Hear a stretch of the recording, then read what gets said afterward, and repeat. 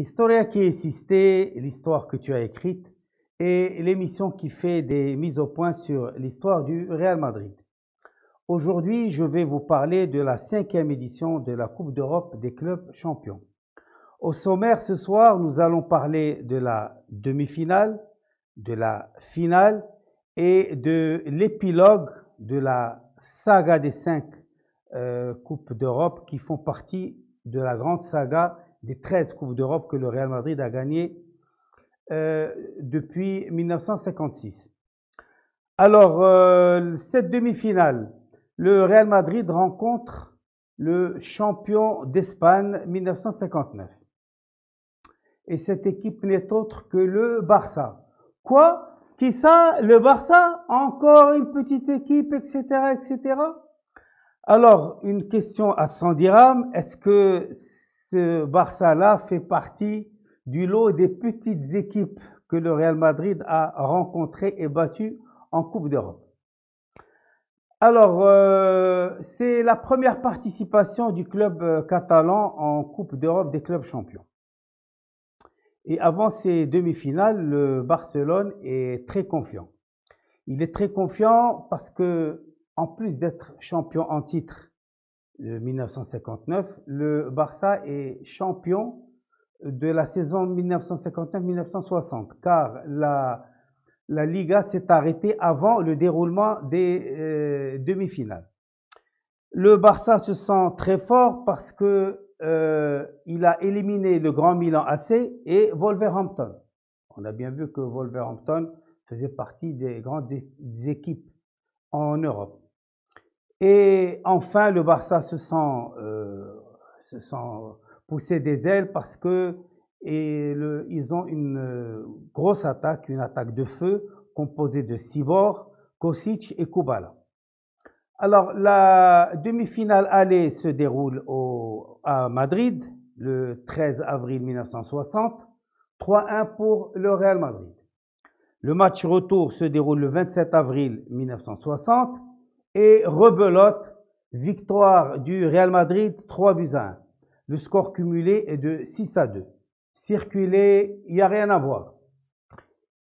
Le Barça a éliminé de gros calibres, mais n'a pas pu passer l'obstacle Real Madrid.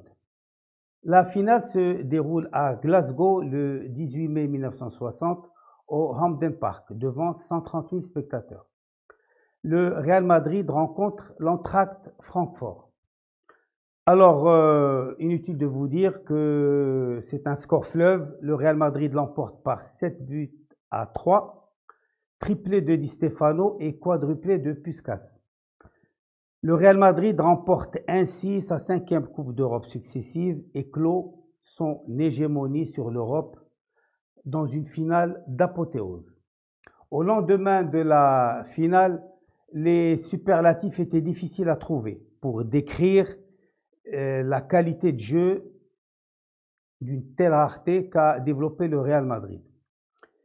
Lorenzo Lopez, l'envoyé spécial de ABC, écrit dans son article du 19 mai 1960, page 73, et je le cite, « Le Real Madrid a joué la plus belle et la plus merveilleuse finale de sa glorieuse histoire de champion d'Europe.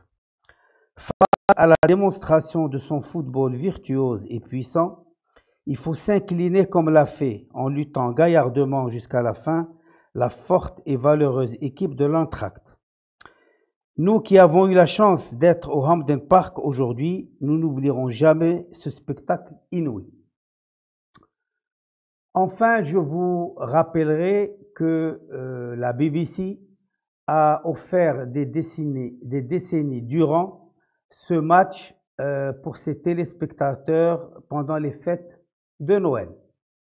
Alors, le dernier mot pour cette période si décriée et taxée par les jaloux de noir et blanc, de ringarde, de facile, qu'on ne doit plus prendre cette période en compte pour le palmarès du Real Madrid, j'en passe, et des plus absurdes.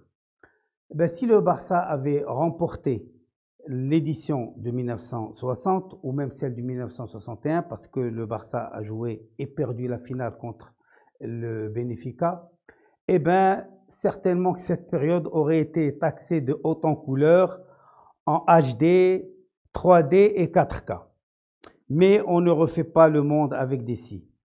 Ce qu'il faut savoir, c'est que le Barça a attendu 36 ans avant de remporter son premier titre européen. C'était en 1992 contre la Sampdoria de Gênes. Score final 1-0 et que c'était Coman qui avait marqué l'unique but d'un tir des 40 mètres à la 112e minute. Et ceci est une réalité constatée et non pas de la polémique. Notre émission est maintenant terminée. J'espère vous retrouver dans la prochaine pour vous parler de la 6e Coupe d'Europe que le Real Madrid a remportée. Mais en attendant, restez chez vous et à la Madrid et nada más.